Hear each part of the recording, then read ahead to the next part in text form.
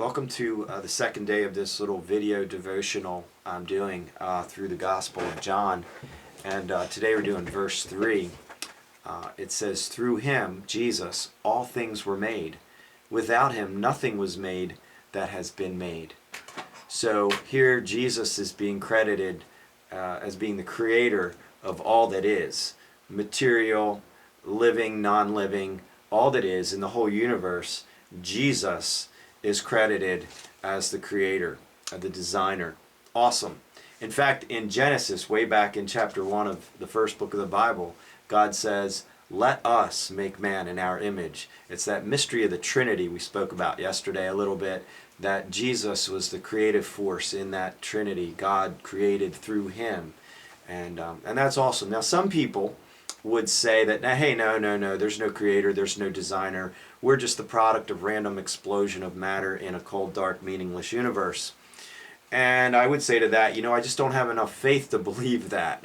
When I look at all that is, it's hard for me to believe that design and purpose can derive from meaningless matter exploding in a chaotic universe. As I've observed, typically when things explode, they don't become more organized and well-designed, but a little less organized than before the explosion.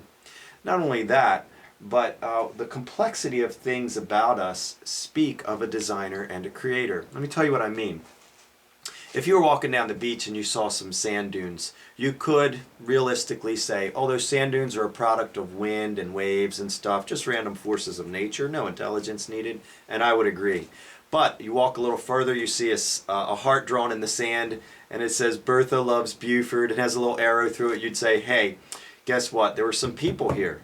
There's information in the sand here. Waves didn't do that, and I know that. And you know what? I didn't have to be here when Bertha or Buford was writing that to know that, hey, some intelligence did that. And you could say the same with a building. You look at a building, skyscraper, you don't have to be present when it's being designed by the architect and built by the builders to know that some intelligence went into that building. The building itself is the evidence. The same with a great masterpiece. It needs an artist. A symphony needs a composer. These things don't happen by themselves. A computer, my little Mac here, this didn't happen through an explosion in a Radio Shack. Some intelligent dudes and dudettes or whatever created that thing. Intelligent minds filled it with information and all kinds of gadgetry. That can't happen by itself. But there are people who would believe that the human brain, which processes 300 billion bits of information as it serves as command central for 100 trillion cells in your body, each cell filled with DNA, which is more complex than that computer, that happened by accident. Your eye with 136 million light-sensitive rods and cones transmitting messages through a little fiber optic cable to be interpreted by that little brain supercomputer. And some people would say that happened by itself. I do not have enough faith to believe in such a fairy tale. Fairy tales are just that. We tell the fairy tale about how the princess kissed a frog and the frog became a prince. And we say, yeah, that's a fairy tale, that's wonderful. But then somehow we have people on this earth that believe that the frog over millions and millions of years became a prince all on its own without the kiss of a darn princess. And we say that's science. I'm sorry, I can't buy that. We have a creator. He's awesome.